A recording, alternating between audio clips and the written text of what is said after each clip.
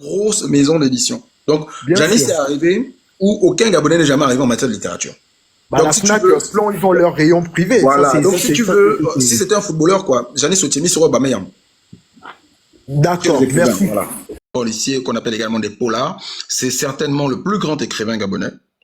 L'un des auteurs de polar, sinon l'auteur de polar francophone le plus lu. Et il a sorti 2 livres normalement. Le premier, c'était la première chronique du règne du roi Brice Ier, qui n'a pas eu de problème particulier. Et la suite, malheureusement, a posé problème. Et donc, ce livre, depuis hier, est interdit à la vente au Gabon. Nous estimons que cela ne doit pas se faire. Cela doit être condamné. Nous le condamnons. Donc, nous sommes ici pour en parler. Si vous avez quelque chose à dire, vous êtes les bienvenus. Bien sûr, je ne tolère pas 2 choses. Je ne tolère pas l'injure, je ne tolère pas les menaces. L'injure, bien sûr, en bloc. Les menaces, si vous êtes en France, ben, vous allez en répondre devant le tribunal correctionnel. Voilà. Moi, je suis très clair là-dessus. Et c'est la vérité. Le régime auquel il appartient a toujours été un régime de royauté. C'est juste qu'ils ne l'ont jamais régularisé. Et on a eu de cesse, nous-mêmes tous, depuis le début de cette transition, de dire que Oligui Nguema a lui-même démontré de manière visible la manière dont il voulait se faire coudre sur mesure une étoffe de président roi. Mais alors il va censurer l'ensemble du pays. Là, malheureusement, il n'a gagné qu'une seule chose, c'est pouvoir rendre beaucoup plus populaire cette œuvre qui est extrêmement intéressante et dont j'invite effectivement l'écrivain à le populariser en dehors du Gabon. Parce que c'est une œuvre qui, au-delà d'être intéressante pour les Gabonais, doit l'être pour l'histoire de l'humanité. C'est-à-dire que d'autres populations qui s'intéressent à l'histoire des dictatures, de la même manière que nous nous intéressons aussi à l'histoire des dictatures d'autres pays, doivent pouvoir s'instruire à travers cette satire pour comprendre comment une dictature se met en place et comment elle s'organise en réalité. Donc au-delà d'une œuvre littéraire, c'est aussi une œuvre historique parce qu'elle retrace pour moi dans un style qui peut être compris par mes enfants. Dans un style là où des jeunes qui n'ont pas l'oreille, on va dire, aiguisée dans la politique dure, peuvent comprendre à travers les écrits de cet auteur-là, finalement, au moins ce qui s'est passé ces 19 mois de transition. Et je pense que nous, notre rôle, effectivement, il va être plutôt de continuer à populariser ce livre-là, que j'en avais entendu parler, mais aujourd'hui, vu qu'ils en font un objet de haine, je pense que ça va nous pousser tous à pouvoir acheter ce livre, et j'insiste sur l'achat du livre, parce que malheureusement, les PDF, moi, je suis un peu contre parce que la vérité, c'est qu'on se les passe facilement dans les WhatsApp, dans les inbox, et on doit pouvoir soutenir les auteurs africains.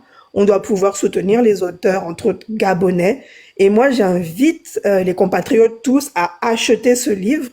J'ai vu qu'il était en vente sur Amazon, donc je le ferai, non seulement pour soutenir, mais effectivement le lire et puis continuer à en parler en critique littéraire et à le décortiquer pour les autres générations, pour les jeunes d'aujourd'hui qui n'ont peut-être pas tout compris à ce qui s'est passé ces derniers 19 mois. Donc, moi, je dis toujours que la lecture, elle est importante parce qu'elle permet de ne pas avoir un esprit fermé, comme nous l'a démontré Monsieur Oligui Nguema, qui n'était malheureusement ni un homme de lettres, mais ni un homme de parole non plus, mais aussi à vous, à nous, de continuer à faire de la pédagogie éducative, parce que ce livre-là est un livre, encore une fois, qui est aussi adressé à la jeune génération, parce qu'elle utilise un style, oui, je le redis, de satire, et qui peut permettre, dans un certain humour, de comprendre en réalité, de faire passer le message des travers de cette transition. Et pour chuter, nous ne sommes qu'au début. Nous ne sommes pas dans les 100 jours. Nous ne sommes que dans les 2 semaines du règne du roi Louis XIV, Brice Ier, comme vous voulez. Et on n'est qu'au début. Donc oui, il va falloir continuer et pas lâcher. Voilà ce que je peux dire Nous devons, et comme tu le disais, nous devons célébrer autant de personnes qui ont et qui marquent encore aujourd'hui le pas. Vous savez, cette œuvre qui a été faite par notre frère Janis, comme disait Esther tout à l'heure, ce n'est pas seulement la privation de liberté, mais c'est empêcher une âme de s'exprimer, une âme de s'émouvoir. Parce que au-delà de la liberté, au-delà des écrits que nous pouvons considérer comme des écrits, mais c'est l'âme qui s'explique, c'est l'âme qui s'exprime, c'est l'âme qui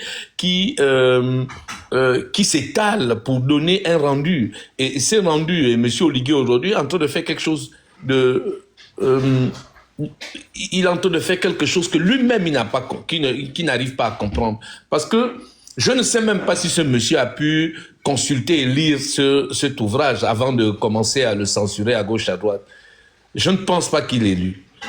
Et comme je sais, et nous le savons tous, que ce monsieur est entouré que de mange mille, des gens qui, quand on veut parler de la verticalité de l'âme, pour eux, ils sont complètement éloignés de certaines valeurs. Nous trouvons-nous l'essence même de la vie. Puis aujourd'hui, nos intellectuels et nos scientifiques sont complètement emprisonnés. Parce que ça, c'est la prison de l'âme. C'est un bien enfer pour le prison. Ou un scientifique d'exercer ce qu'il sait faire. Son essence même, sa vie, la vibration de son âme, de son esprit. On arrive à vouloir l'exiler de force. Vous pensez qu'on va où avec ça? Et c'est une véritable tragédie intellectuelle et scientifique que ce conglomérat qui ont pris les militaires, qui ont pris ce pays encore en otage, je ne sais pas pour combien de temps, sont en train de faire. Nous devons résister à ce que nous savons faire. La première résistance que je veux donner, c'est déjà de chercher à vous acquitter de ce livre. Vous savez, ils peuvent de manière officielle le fermer, mais je pense que Andrew, tu es dans le monde de la communication. Nous pouvons le trouver sur d'autres supports.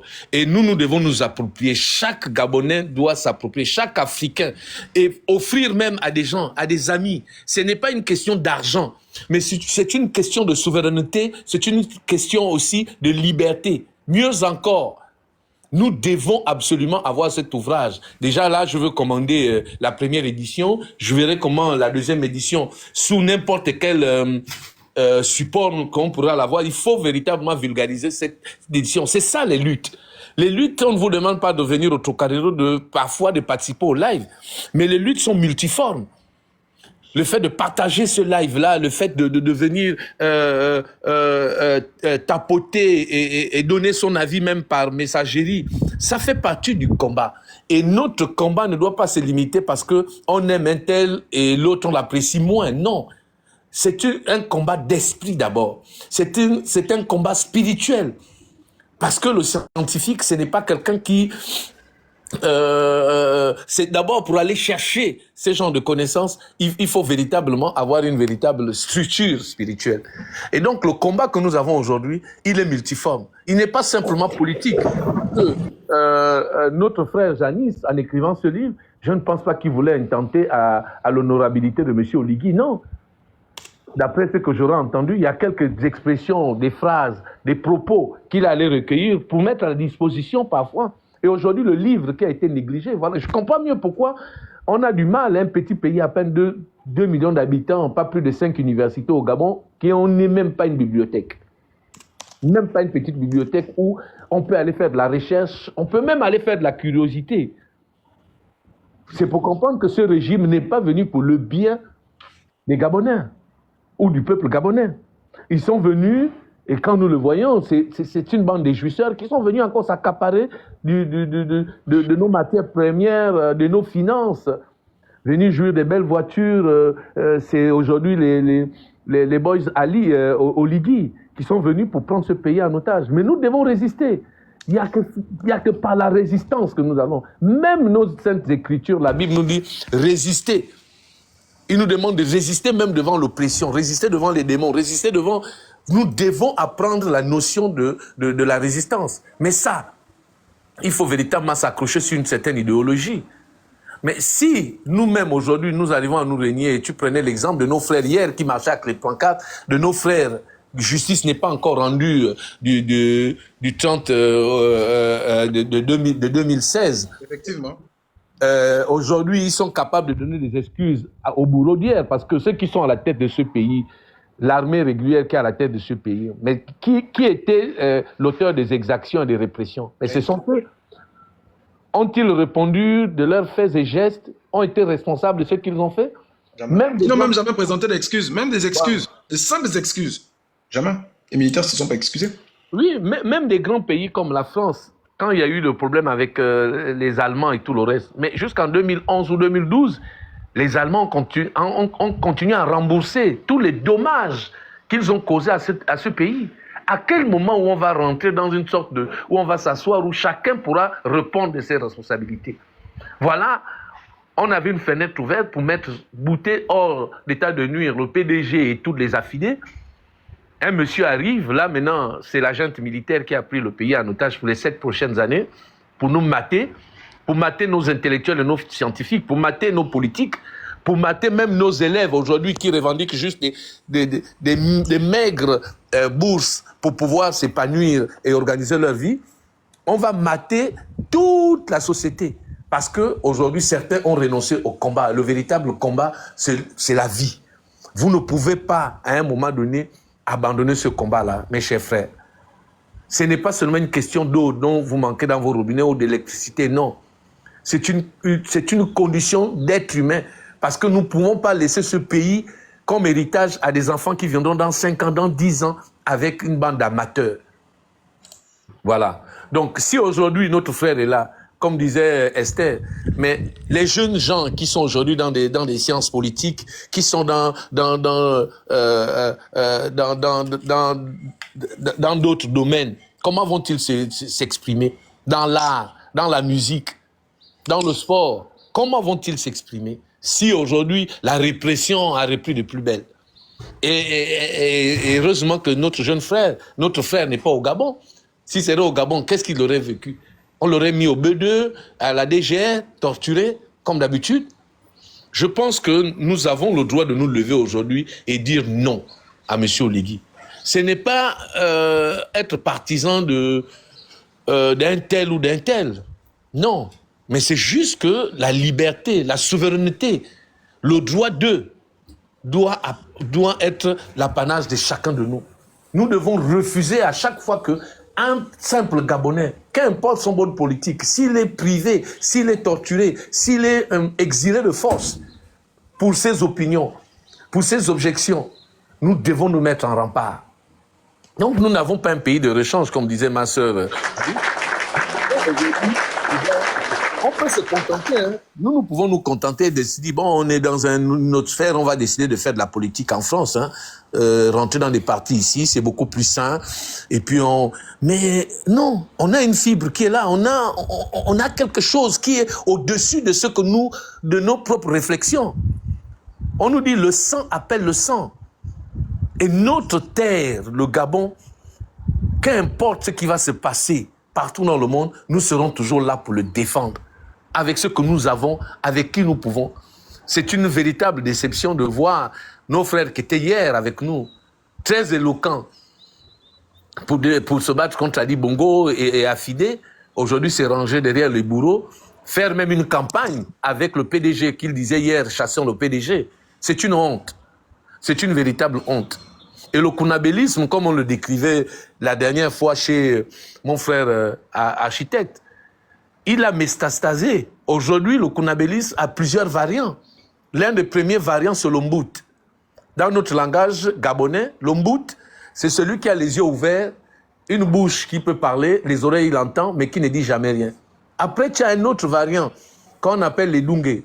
Les Dungué, lui, on le prend à 2 h du matin, il doit aller voter à Chibanga, à Moabi, aller partout. Ça, c'est l'ombout. Et puis, tu as le Kengematoy. Le Kengematoy, c'est l'intellectuel. C'est celui qui a des diplômes, mais celui qui nie l'essentiel. Variants comme ça, qui se développent, qui se métastasent dans la société, vous les trouvez éloquents, ils vont vous présenter tous les diplômes possibles, hein, mais quand vous cherchez même la véritable essence de leur combat, vous comprenez qu'ils sont là que pour le ventre et le bas-ventre. des gens qui font la promotion du portail intellectuel. Mais nous devons nous battre, nous devons ne pas accepter parce que nos enfants aujourd'hui sont beaucoup plus vigilants. Nos enfants aujourd'hui sont beaucoup plus connectés.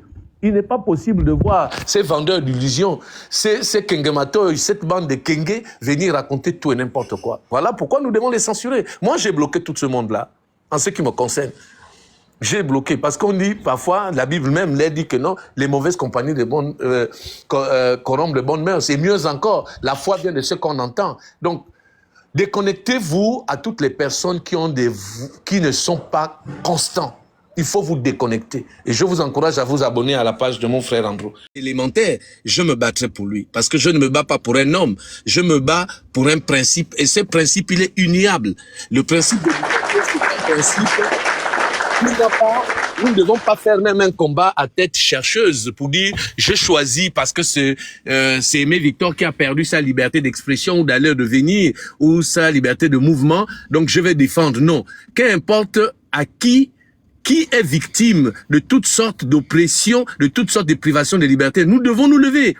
Et dans un pays dit démocratique, nous avons signé la charte des droits de l'homme. Nous devons nous battre pour toute forme de liberté. Et moi, je suis parfois étonné de certains acteurs. Oui, mais comment Aimé, tu peux défendre un tel et tout. Je ne défends pas un tel. Moi, mon problème, ce n'est pas un tel ou Madame Sylvia ou son fils, qu'importe ce qu'ils ont fait. Mais devant la loi, s'il y a une loi au Gabon, parce que jusqu'à preuve du contraire, nous avons signé certains traités. Exact. Et donc, ces derniers, qu'importe ce qu'ils ont fait, ils doivent être présentés, être jugés, avoir une sentence et répondre. Nous avons la question de monsieur Nicolas Sarkozy. Nous avons dernièrement encore le procès avec Madame Le Pen. Elle est confrontée à la justice, ça se bat malgré les mouvements. On a dit non, on ne peut pas déroger à ça. C'est vrai, c'est un combat de longue haleine, c'est vrai, c'est un combat de vie. La liberté, c'est un combat de vie. Et j'ai souvent l'habitude de le dire. Je n'attendrai ni personne, ni quoi que ce soit pour exercer ma liberté d'aller, de venir, de parler. Personne.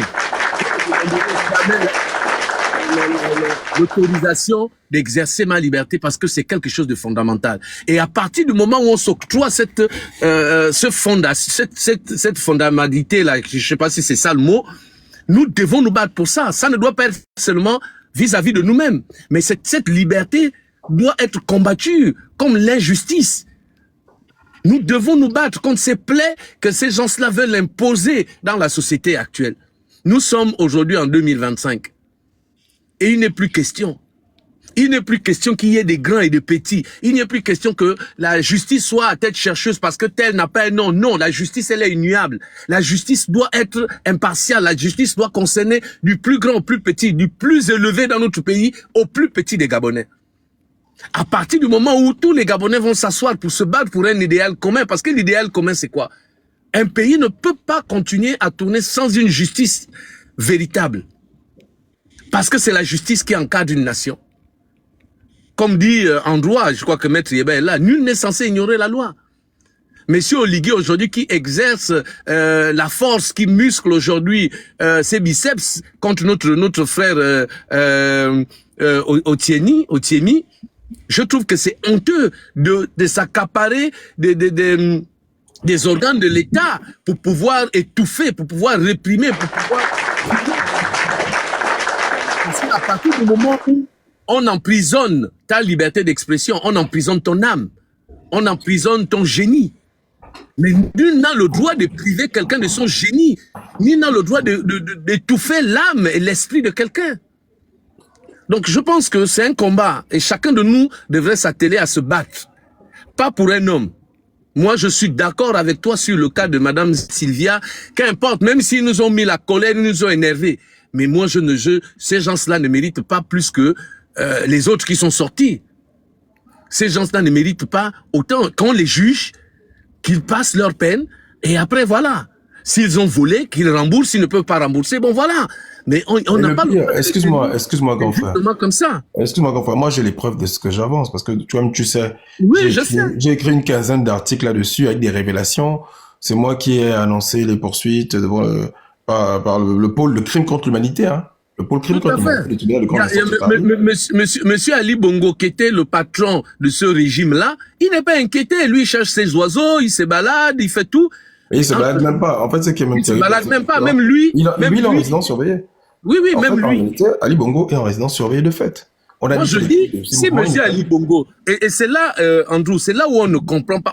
Les gens ont du mal à nous comprendre parce qu'ils se disent, ouais, mais vous ne pouvez pas défendre Ali Bongo. Pourquoi? C'est un être humain. Chaque être humain a le droit d'avoir une défense. Chaque être humain a le droit d'avoir un peu d'empathie, qu'importe. Mais au-delà de l'apathie, il doit être on doit mettre un tribunal pour les juger. Mais on n'a pas le droit de les priver injustement. Pour quel motif on mettront ces gens-là mettent M. Ali Bongo en résidence surveillée? C'est quoi les motifs? Aucun. Vous voyez? Donc ce qui arrive à l'autre aujourd'hui peut nous arriver à nous. Comme on est dans le champ politique là, chacun de nous a des ambitions. La providence de la vie peut amener l'un de nous à se retrouver à la tête de ce pays, être accusé parfois pour des faits avérés, parfois pour des faits non avérés. Mais ça là, si nous ne nous battons pas pour que ce pays puisse briller par déjà l'exemplarité de sa justice, où allons-nous? Nous allons tourner en rond. Mais est-ce qu'en 2025, nous avons vocation encore à tourner en rond? À nous poser des questions qui sont des questions aujourd'hui, qui sont des choses que les gens pratiquent, comme prendre une douche, se brosser les dents, comme se laver le visage, comme dormir, comme manger. À quel moment on va s'arrêter à un moment donné pour dire nous sommes un état de droit? Et qu'est-ce que ça veut dire un état de droit? Et c'est là où quand mon frère Maître Yeba fait essaie de mettre des plateformes pour expliquer, les gens ont du mal à aller, ils aiment tout ce qui est sensationnel. Quand c'est sensationnel, ils sont 300, 500, 5000, 10 000. Mais quand on doit parler de quelque chose qui concerne leur propre droit, qui concerne leur quotidien, abonné absent. Même pour venir liker, c'est un problème. Je pense qu'il faut que les gens changent. Nous allons vulgariser, c'est un frère. Nous allons nous battre. Nous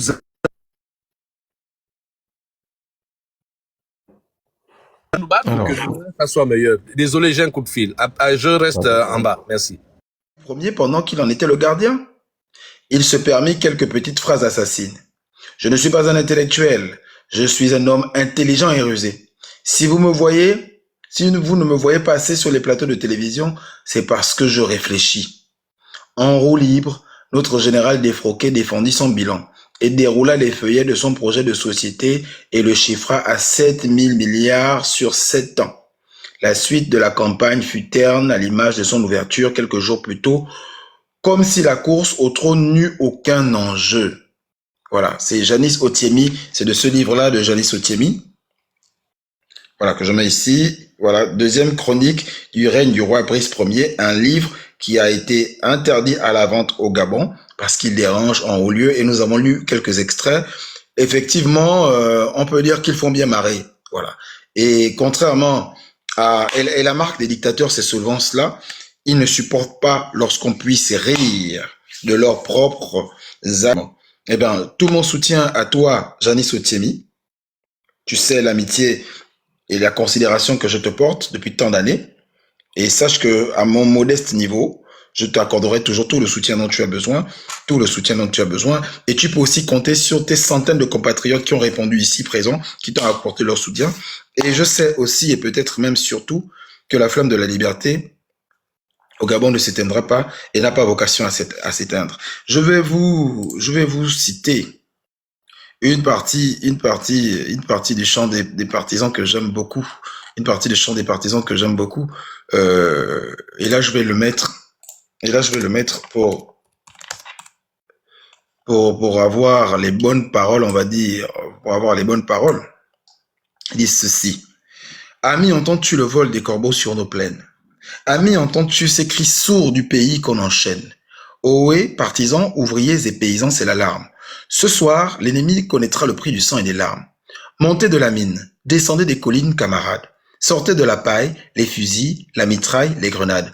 Ohé, les tueurs à la balle et au couteau, tuez vite. Ohé, saboteurs, attention à ton fardeau, dynamite. C'est nous qui brisons les barreaux des prisons pour nos frères. La haine à nos trousses et la faim qui nous pousse, la misère. Il y a des pays où les gens au creux des lits font des rêves. Ici, nous vois-tu, nous on marche, nous on tue, nous on crève. Ici, chacun sait ce qu'il veut, ce qu'il fait quand il passe. Amis, Si tu tombes, un ami sort de l'ombre à ta place. Demain, du sang noir séchera au grand soleil sur les routes. Chantez, compagnons, dans la nuit, la liberté nous écoute. Ami, entends-tu le bruit sourd, les cris sourds du pays qu'on enchaîne? Ami, entends-tu le vol noir des corbeaux sur nos plaines? Je pense que cette chanson qui a été écrite par Joseph Tourion et interprétée par Anna Marley, qui était le chant des résistants, des patriotes russes d'abord, parce que ça vient d'abord de Russie avant d'être adapté en français, nous pouvons nous l'approprier également parce que tout simplement nous refusons ce destin funeste qui est promis à notre pays. Nous refusons que ces prédateurs s'emparent de notre pays. En tout cas, nous avons dit une chose, nous ne rentrerons pas dans la nuit noire sans nous battre. Nous ne laisserons pas ce pays disparaître sans combattre. Je vous remercie. Merci à tous d'être restés. Merci à toi, Ivo. Merci à Logo. Merci à la Lionne. Merci à toi, Alice, qui m'est chère. Merci à toi, Barbe Blanche, qui est mon grand frère de cœur, mon Guévariste. Merci à toi, Sarah. Merci à la fille d'Adolé. Merci à Larissa. Merci à vous tous. À toi, Giovanni. À tout le monde. À Esther. À tout le monde. Merci. Merci à Moni 21. Je tiens à te dire que, de toutes les façons, comme avait dit André Baobam, nous ne pouvons choisir comment mourir ni quand. Mais nous pouvons décider de pourquoi et comment nous allons vivre. Et pour ma part, j'ai fait mon choix. Merci à tous. Merci. Et j'espère à très bientôt. Que Dieu nous vienne en aide. Ce fut un plaisir pour moi. Merci. Au revoir.